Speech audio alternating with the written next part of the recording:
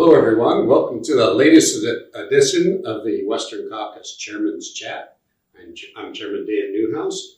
I'm delighted today to have my guest, Congressman Tiffany from the great state of Wisconsin, I believe the 7th District, northern Wisconsin. Tom is a chairman of the Subcommittee on Natural Resources of Federal Lands. And he's also, proud to say, a vice chairman of the Congressional Western Caucus. Welcome, Tom. Thanks for being with me. And tell me a little bit about your subcommittee, some of the things that you've been doing, any accomplishments you've made, and tell us why that's important to the people that are listening. Mr. Chairman, it's good to join you here today. And yeah, we've been busy on the Federal Land Subcommittee and Natural Resources. Lots of stuff going on. Amongst other things, we did a tour to my home state of Wisconsin, up in northern Wisconsin, where we have a federal forest called the Chequamegon-Nicolet. I won't ask you to spell Chequamegon. I bet you can. But it's one of our wonderful national forests that we have. And it's actually one of the more productive national forests in Wisconsin. But I was hearing from a lot of constituents in regards to access issues. Mm-hmm. And so we had a very good hearing with local people that were sharing their concerns. And as a result of that, just last week, we had Chief Randy Moore from the U.S. Forest Service came out and did the tour with us because he wanted to hear the concerns there. And the heartening thing is that Chief Moore was in agreement on a few things, that maybe there needs to be some changes made. Because our federal lands like this, as you well know, Mr. Chairman, they're meant for multiple use. There should be multiple use. And that's all our constituents remember that pre-1988, and they would like to have it again. So that's a perfect segue. I was going to ask you about this administration's efforts to bring forward this 30 by 30 idea, where I think you could explain this 30% of land is going to be protected by the year 2030. What does that mean for access? What does that mean to your constituents, to my constituents, when it comes to federal land? Yeah, it's what they're saying is they want to federally protect 30% of the land by 2030.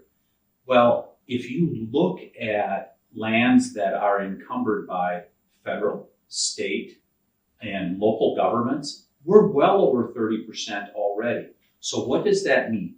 That means they want to shut down access to even more lands across America. And so not only does that harm the producers, whether you're a farmer or a rancher, you're producing natural resources that allow our country to prosper, whether it's oil and gas exploration, you name it, with all that stuff. But it also harms people in the recreation industries. And as someone who owned a dinner and excursion boat for 20 years, and know a little bit about public lands and people coming out to recreate, this is actually going to harm those people that want to recreate here in America also by shutting it down. Access. One of the very first meetings I had as a newly elected member of Congress, people were coming to me asking for increased access to federal land. So this is an issue in my state for sure as well. So, Congressman Tiffany, over this last summer, actually over the last several summers, I live in Central Washington, the Yakima Valley, and we have been covering for several months now, it seems, the smoke from forest fires. And that points to the issue of federal lands management, forest management. This touches, I think this is an issue you cover in your subcommittee, I'm guessing. Talk to us a little bit about what you see as the direction we should go with federal forest land management. Really one of the biggest issues. So we get plenty of precipitation in Wisconsin normally, so we don't have the same problem the western states have. But boy, I've sure found out what a problem this is, this lack of proper management. And by the way, we were talking earlier, there's a big difference, isn't there, between protection and management. Right. And that's all people are asking for, is good management of these lands.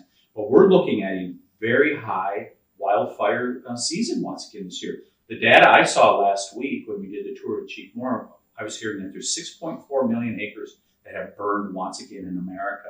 And over the last decade, as you're well aware, I mean, we've had record amounts of acreage that have been burned out across America, and it is not benefiting the multiple use mode that we would like to use here in America.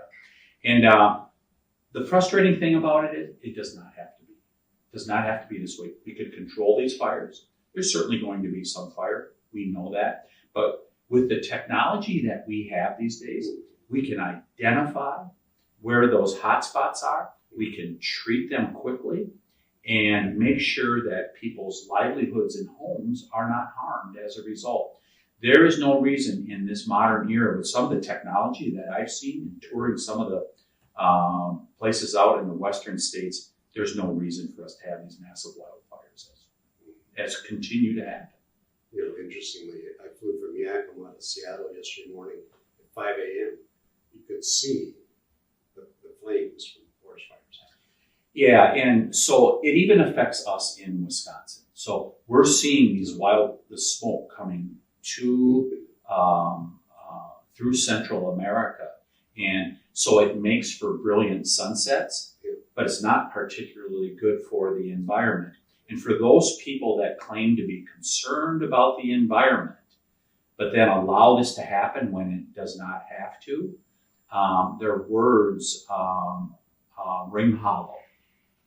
So Tom, Congressman Tiffany, it really makes me feel good that we have someone in this position that you serve that truly has the best interests of rural America at heart. So as chairman of this important subcommittee of natural resources, tell us just a little bit about maybe some of your things you'd like to be in future plans. So there's a number of what we just talked about in regards to wildfire. I think that's one of the chief challenges that are before us. And it all goes back to proper management. We get back to proper management on our forests, and we're going to be just fine.